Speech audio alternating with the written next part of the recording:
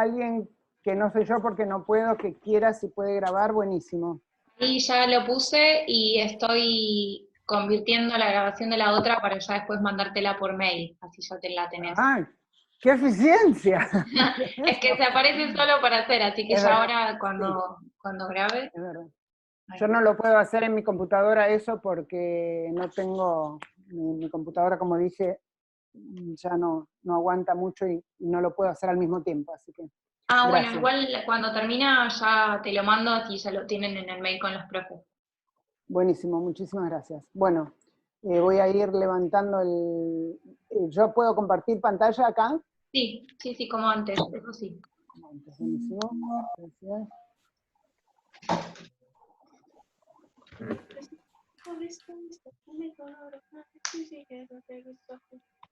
Uy, estaba el micrófono abierto, perdón. A ver.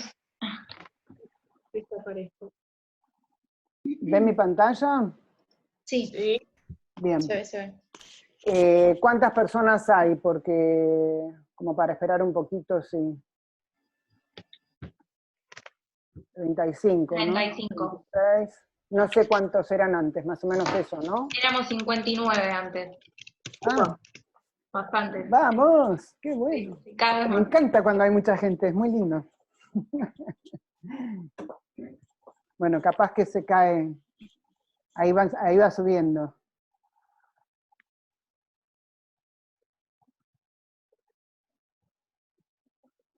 Bueno, entonces, a ver ahí, las profas me están diciendo que no pueden entrar a la misma reunión. No, es Este, un link mandaron nuevo. otro link nuevo. A ver, Yo lo puse esperame en un el Google cachito. Hangouts.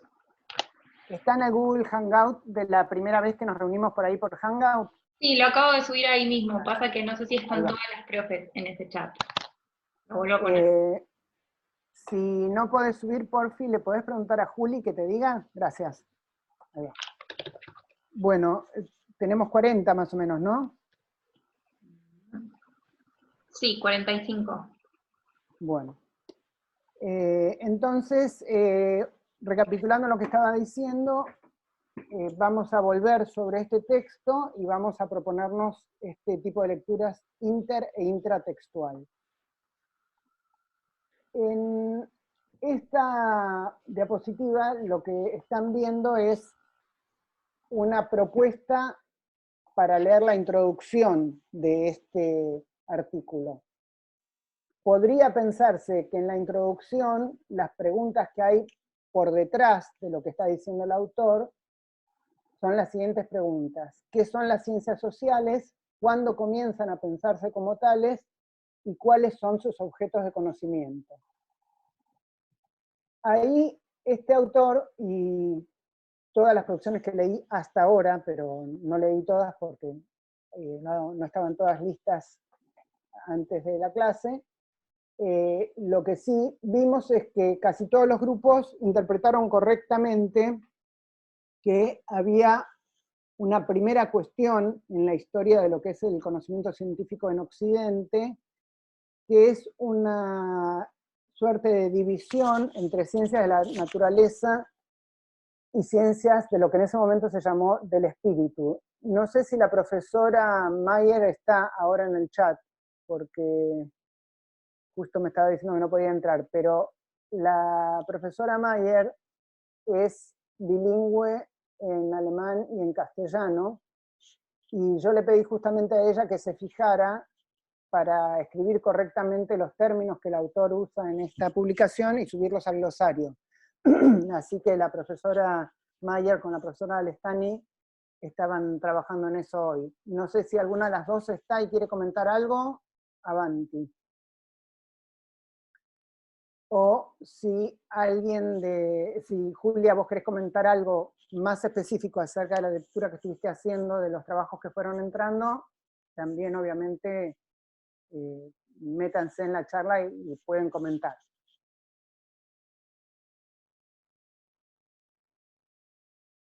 Bueno.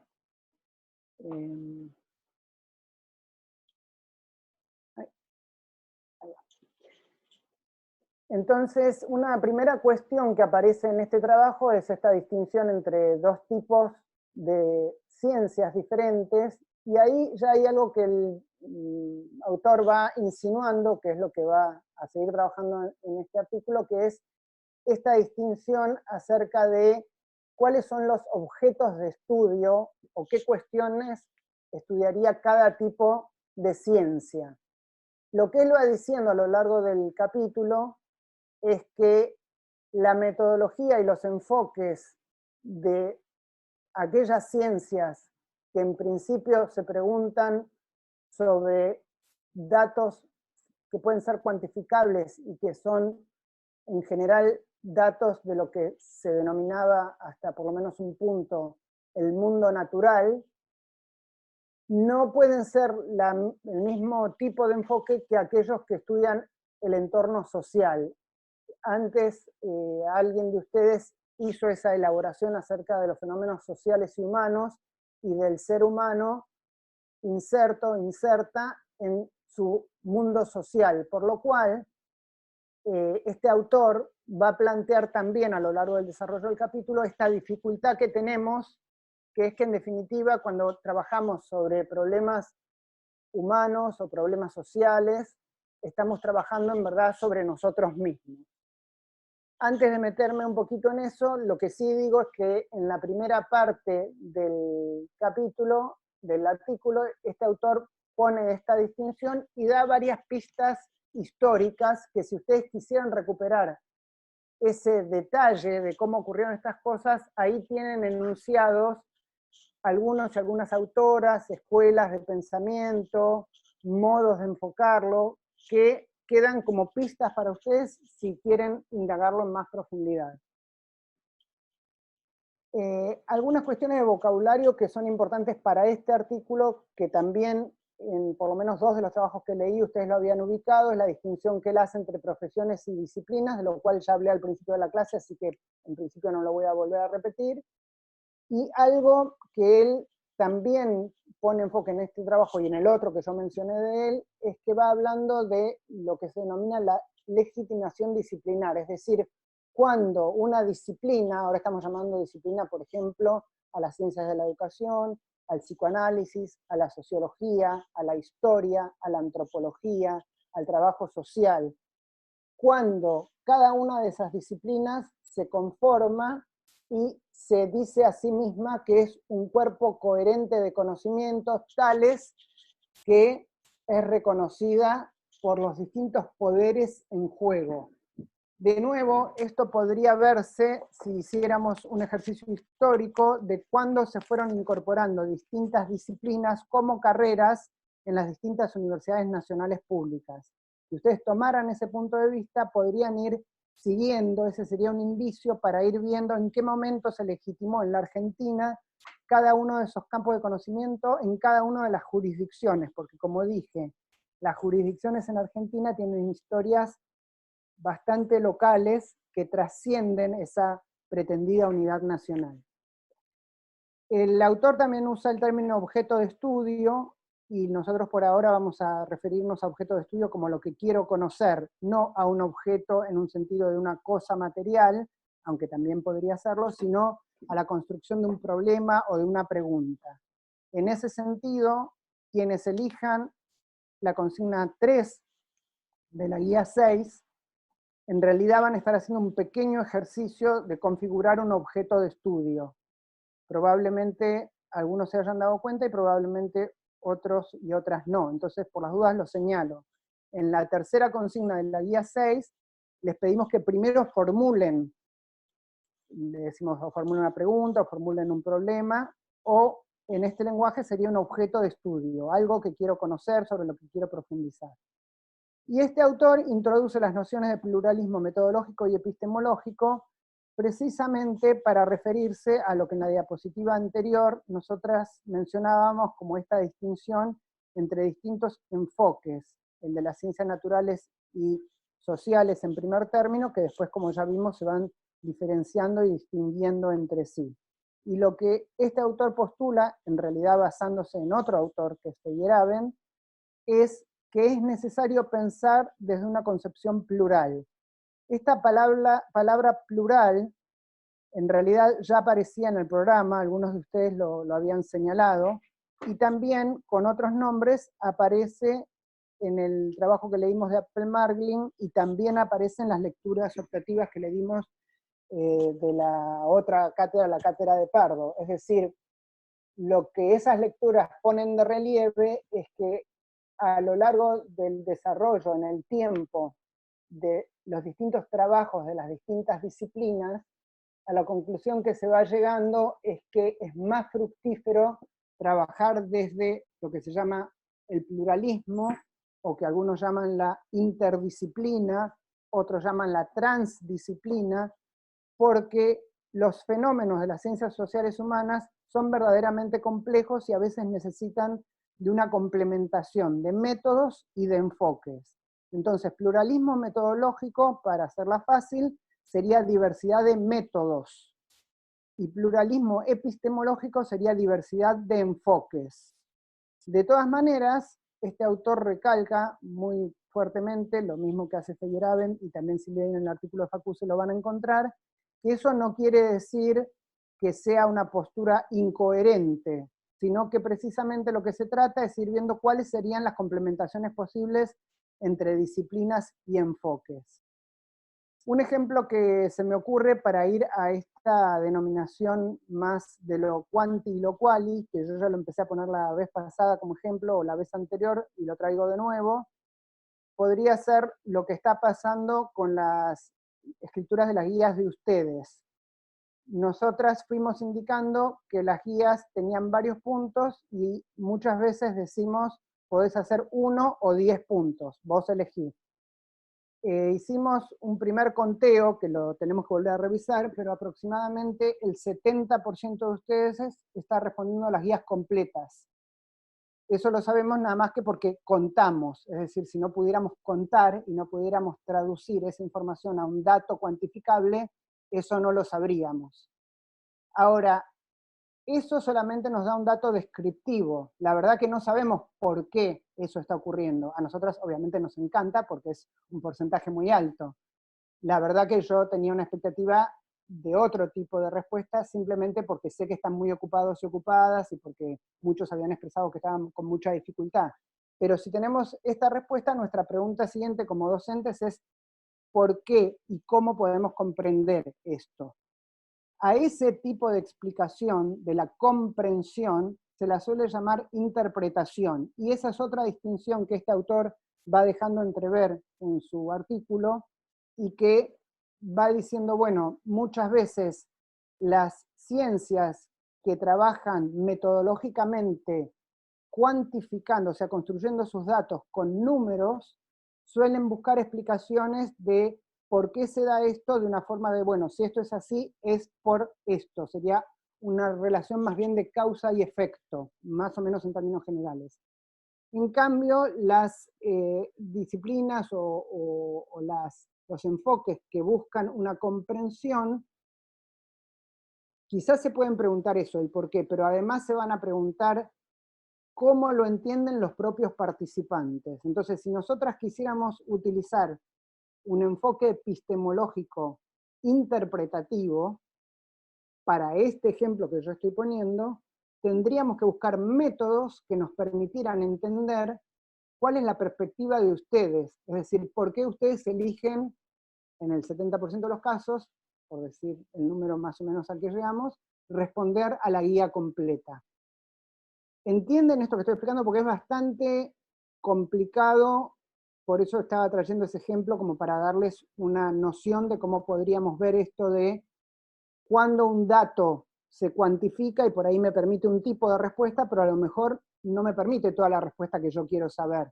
En este caso me interesaría comprender cómo están ustedes entendiendo esto de por qué completar la guía completa. Eso que sería lo que muchos enfoques epistemológicos llaman del orden de la comprensión, necesitaría de una metodología que no solamente puede ser cuantificable, o sea, con contar cuántos respondieron, yo no puedo entender cómo ustedes están viendo este trabajo de hacer las guías y hacerlas completas.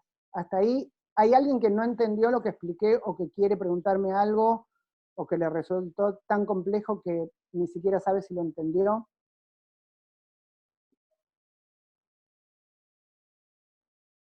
Bueno, Profe, sí. me genera la duda si este método es el que utilizan, lo que decía el texto que lo utilizaba, o otro texto que leí de ustedes sobre las matemáticas y la lógica.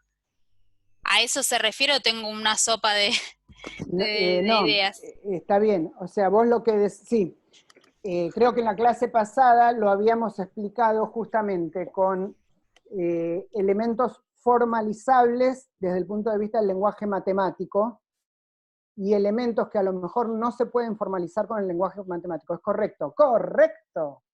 Bueno, gracias. Quiere decir, exacto, quiere decir que, y yo con esto no estoy diciendo que uno sea mejor que otro enfoque, al revés, lo que estoy mostrando es que por lo menos desde el modo en que yo trato de entender las cosas que estudio, trato de pensar, bueno, ¿qué métodos necesito? Y supongamos que yo me hubiera quedado con lo que el autor llama un determinismo o una posición, digamos, por decirlo en lenguaje coloquial, cerrada, y yo digo, no, de ninguna manera yo voy a trabajar con una formalización matemática porque yo no pienso que la formalización matemática sea útil porque yo estoy formada en el campo más bien interpretativo, que es mi caso, es decir, yo me formé más en lo que se llamaría cualitativo. Mi perspectiva es que existen configuraciones en donde juntar una cosa con la otra da un beneficio mucho mayor. La cuestión de todas maneras sigue siendo cuál es mi objeto de estudio. Es decir, si yo solo lo que quiero conocer, supongamos, es las formas en las cuales todos los estudiantes responden a más de una consigna, las formas, es decir, los métodos o caminos que usan, a lo mejor no necesito contar, no me interesa si son 25, 38, 76 o 81. Lo que puedo ir viendo, me interesa saber formas. Entonces a lo mejor una sola persona tiene 5 formas distintas. Y ya viendo lo que hicieron 3 personas, tengo 15 formas diferentes. ¿Entienden lo que digo? Entonces ahí, de nuevo, el problema o pregunta o objeto de conocimiento hubiera sido otro y yo probablemente hubiera operado de otra manera. ¿Alguien más quiere corroborar algo que explicamos la vez pasada y que a lo mejor les quedó colgado y que con esto se les despierta? No, profesora. Perdón, ¿Sí? perdón. ¿Quién va? ¿Voy yo? ¿Puede ser? Sí, Dale. obvio. Bueno, quería hacerle una pregunta con respecto a esto de lo cual y lo cuantitativo y con la diferenciación que hace este autor con respecto a el enfoque que tiene que ver con lo actitudinal, lo cognitivo y lo procedimental.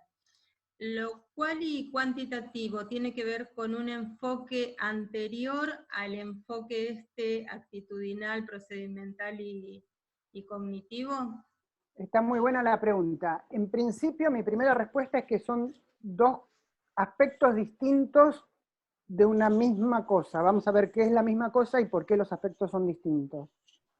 En principio, esa diferenciación cuanti y cualitativa es bastante, o sea, es de hace muchos años y más o menos la podríamos ubicar en principios y mitad del siglo XX, porque en ese momento, como también dice el autor, había muchas de las ciencias que después fueron sociales y humanas, con todas estas distinciones que dijimos al principio de la clase, que fueron desarrollando precisamente otras epistemologías, porque sus objetos de estudios no tenía sentido formalizarlos matemáticamente.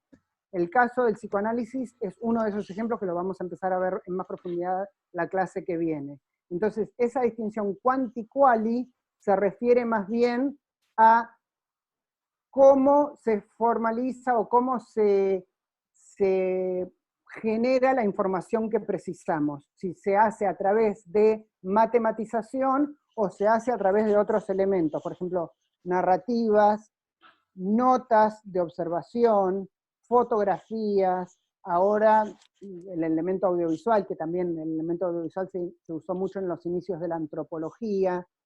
Eso sería la distinción cuanti-cualitativa.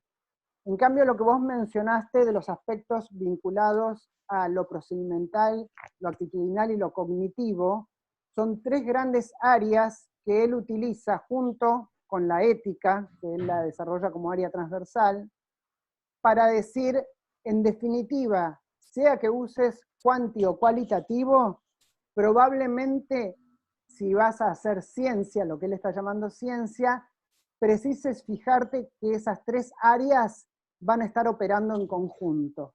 ¿Entendés lo que digo? Entonces, no importa si, aunque formalices matemáticamente, vas a tener que hacer procedimientos, vas a tener una actitud con respecto a lo que estás estudiando, y vas a tener unos determinados procesos lógicos o cognitivos que ponen en marcha esos procedimientos y actitudes que estás utilizando. Bien, justamente, en este caso el autor hace esa diferenciación, digamos, pero es correcto entonces decir esto que lo cual y cuantitativo era un enfoque anterior a esta nueva mirada, digamos, que hace el autor. Sí, que se utiliza en realidad es forma interesante paralela.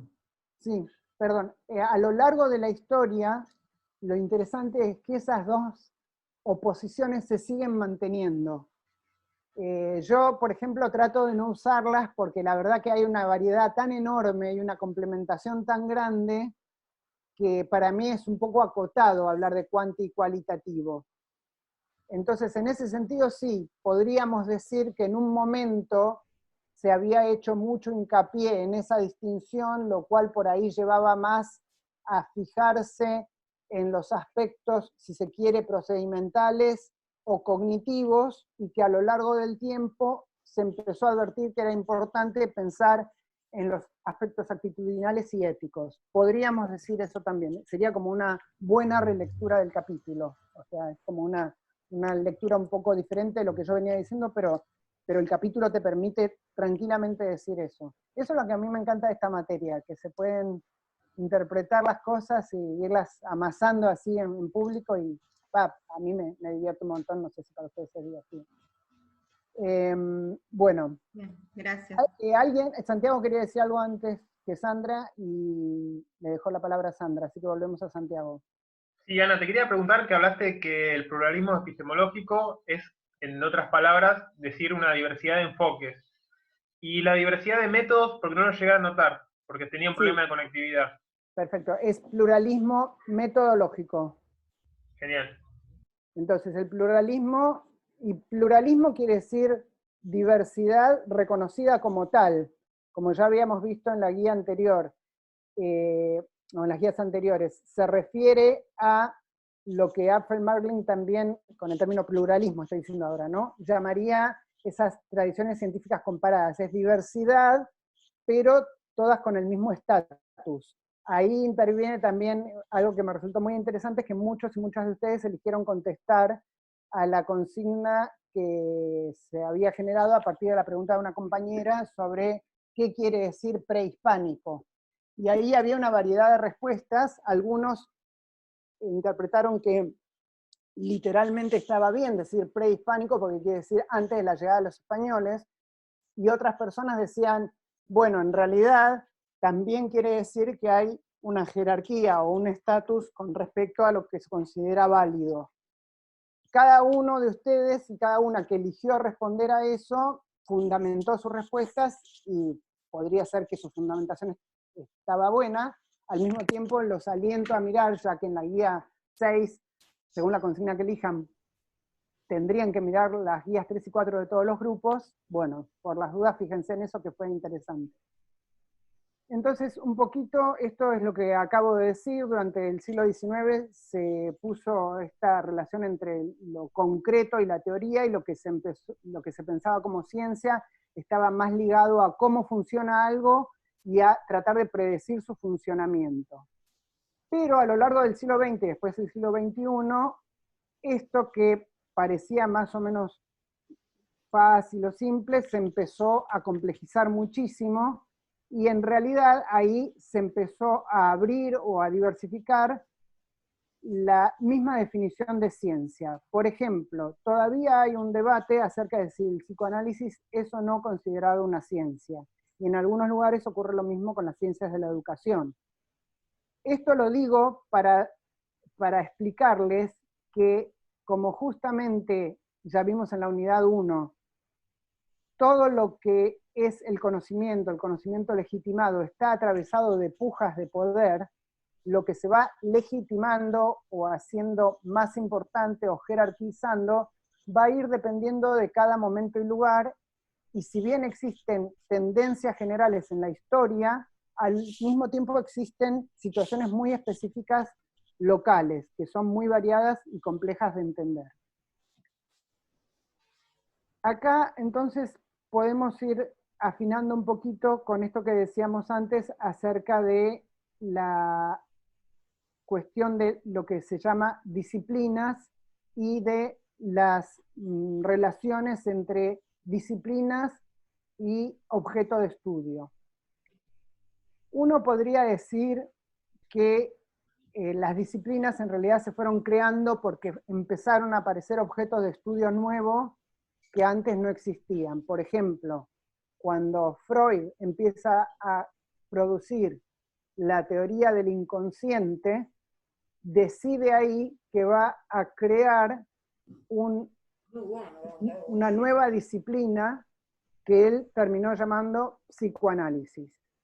Ahí podríamos decir, y la explicación más usual, es decir, que el psicoanálisis surge porque se crea, se inventa, se descubre, se advierte la posibilidad de trabajar con un objeto nuevo de estudio y se necesita generar una serie de métodos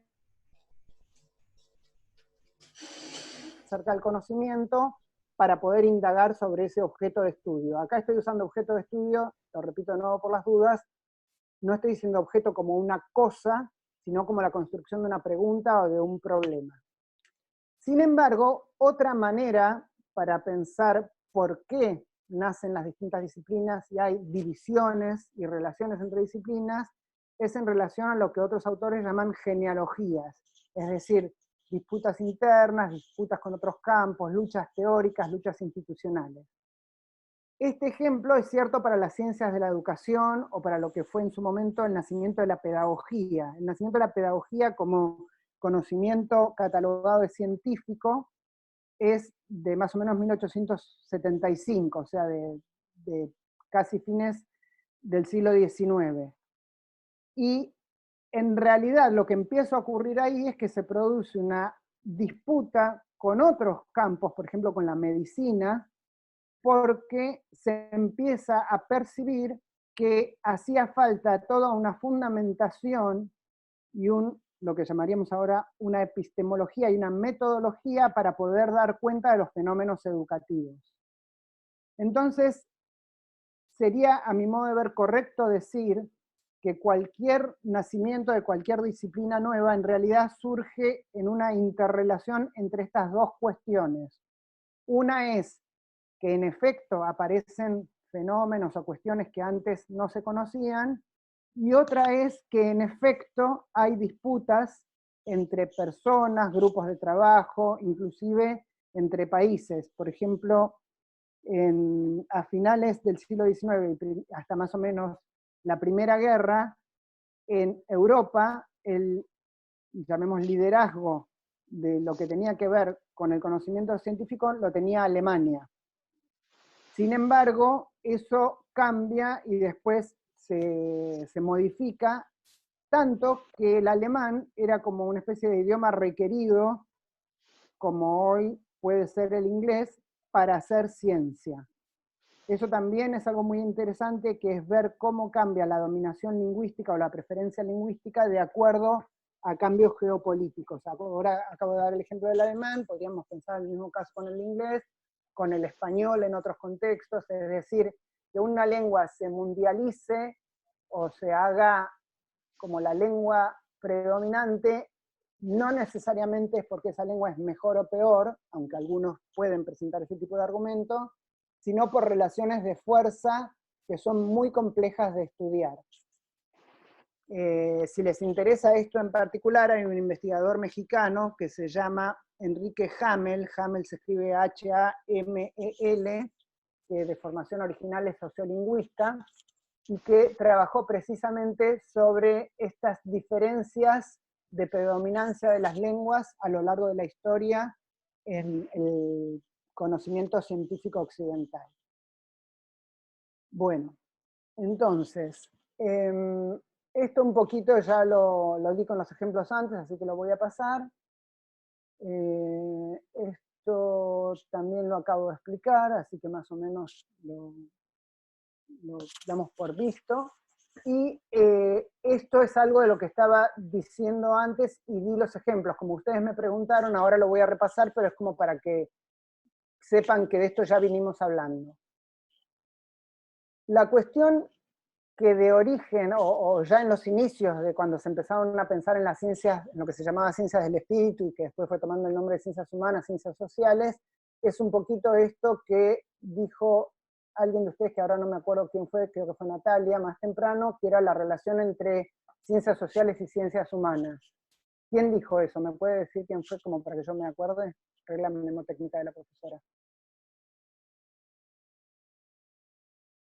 Yo, profe. Natalia. Ah, eras vos, bien, me acordaba bien. Porque algo que me resulta muy difícil a mí es que como ahora no los veo en vivo y en directo, Sí. Me cuesta acordarme, pero bueno, más o menos me voy a acordar. Entonces, justamente vos habías planteado esa cuestión de que el ser humano está inserto en un contexto que es social por definición.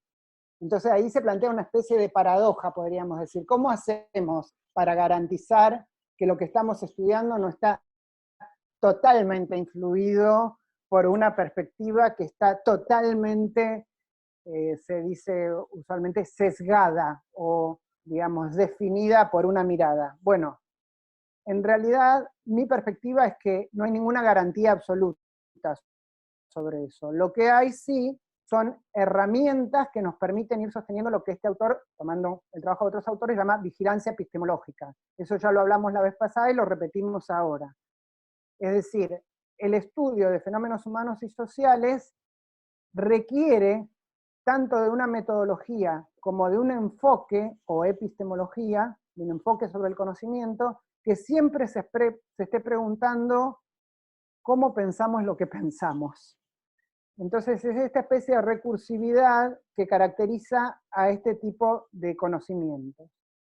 También en el texto se pasa bastante rápido una distinción entre explicar y comprender, y dan una alusión a lo que fue la Escuela de Frankfurt. La Escuela de Frankfurt no lo vamos a ver ahora y van a tener otras materias más adelante donde van a profundizar, pero fue un movimiento intelectual que en realidad se origina en Europa, en Alemania y Austria, más bien en Alemania, pero también en Austria, y que después diversos miembros de ese movimiento intelectual tienen que emigrar porque son perseguidos, y casi todos ellos van a los Estados Unidos y ahí refundan o vuelven a fundar esta escuela que tomó el nombre de Escuela de Frankfurt. Y ahí ellos maximizan esto que estábamos hablando antes acerca de la posible complementación entre métodos cuantitativos y cualitativos, y dan esa distinción entre explicar y comprender. Ellos empiezan a decir, bueno, una cosa es explicar por qué algo funciona de esta manera, y otra cosa es tratar de entender la lógica interna de los sujetos por las cuales hacen las cosas que hacen. Esa es en principio la distinción que ellos hacen. Esto de lo cuantitativo, lo cualitativo, que es el tercer punto, más o menos lo hablamos. Y lo tercero, que sí vale la pena por ahí mencionar, en realidad está puesto en orden cuarto en esta diapositiva, es que si vamos a proceder con una tendencia a cuantificar o formalizar matemáticamente los datos, probablemente sea mejor formular hipótesis que después la podamos refutar o reafirmar. En cambio, si lo que queremos es comprender algo, en realidad es muy difícil refutar o reafirmar una hipótesis de este tipo. sí podemos partir de supuestos o de premisas o de puntos de partida generales para ir viendo cómo a lo largo de nuestra interpretación llegamos a otro tipo de interpretación. Es posible que esto que yo diga ahora les resulte muy abstracto y lo vamos a ir desarrollando a medida que avanzamos, así que no se preocupen, lo dejamos nomás indicado. Bueno, esto es lo que acabo de decir. Y lo que decíamos entonces, y ahora sí voy a ir como puntualizando un poquito, ¿cuántos minutos tengo? Sí. Puntualizando un poquito para ir cerrando esta lectura que hicimos dentro de este texto, que este autor habla o relaciona la vigilancia epistemológica con la vigilancia de la coherencia, la vigilancia de la validez y la vigilancia de la confiabilidad. Y lo que él les va proponiendo a lo largo del texto, todo esto está en la primera sección y lo retoma en la conclusión. En el medio, que es la parte donde él habla de las competencias, en realidad lo que hace es darles ejemplos de cómo todas esas competencias puestas en funcionamiento son lo que nos va a permitir tener este estado de alerta o de vigilancia, como él lo llama. La coherencia sería que la metodología me coincida con las preguntas que me hago. Hoy ya di ejemplos de esto, o sea, mal puedo estudiar con un método de contar algo que no es posible ser cuantificado, y al revés, mal puedo estudiar algo que en realidad debería ser cuantificado si no lo cuantifico. Por ejemplo, si yo quiero saber nivel de retención de esta materia, retención de matrícula, se llama en educación sobre el grupo concreto que se inscribió, cuántas personas permanecen. En este caso, el nivel de retención de la matrícula en nuestra materia fue alto, bien, un aplauso para todos y todas, y eso yo creo tener algunas hipótesis que las venimos trabajando con las profesoras acerca de por qué es esa retención de matrícula. Pero primero necesito cuantificar. Yo no puedo ni siquiera hacerme la pregunta sobre retención de matrícula si no cuantifico. Entonces necesito pensarlo así para entrarle al problema. Ahora, si lo que quiero es comprender cómo se fue dando esa retención de matrícula, quizás también pueda cuantificar algunas cosas y hacer encuestas que, si les atribuyo valores a las respuestas, pueda ir haciendo un conteo. Pero, volviendo un poquito al ejemplo que puse al principio, si quiero comprender las razones intrínsecas y personales por las cuales cada uno y cada una de ustedes se quedó en la cátedra, entonces ahí ya el conteo me empieza a hacer agua. Me está avisando que en menos de un minuto se termina. Yo voy a dar por formalizada la clase de hoy hasta acá, porque me siento muy satisfecha con todo lo que cubrimos, pero estoy dispuesta a hacer una sesión de intercambios o preguntas, así que eso lo dejo a la capitana del Zoom. La capitana del Zoom, que es Mapu, si entre ustedes en el chat dicen sí, queremos un rato más de charlar, levantamos una sesión más, si no la clase de hoy la podemos dejar acá. Así que... Dale, yo si se corta, armo igual el Zoom y lo mando a todos, y los que se quieran sumar, bienvenidos. Perfecto, es no obligatorio lo que sigue, lo digo por las dudas. Yo sigo hablando hasta que se corte entonces. Lo que acá en esta transparencia están viendo es lo que hablamos antes de la coherencia con respecto a la coherencia metodológica, pero también podría pensarse con respecto a la coherencia epistemológica. Es decir, probablemente yo con el problema que les planteaba recién, si quiero entender por qué se dio la retención de matrícula como se dio, si yo, por ejemplo, quisiera utilizar un experimento para abordar ese problema de estudio, no me serviría verdaderamente. Los experimentos pueden servir, tanto en las ciencias humanas, sociales como naturales, para algunas cosas, pero para este caso no serviría. Entonces ahí estaríamos pensando que ese enfoque o esa posición epistemológica no serviría para el problema de estudio que nos planteamos, no sería coherente entonces. Sin embargo, algo que puede ser confusional o paradójico para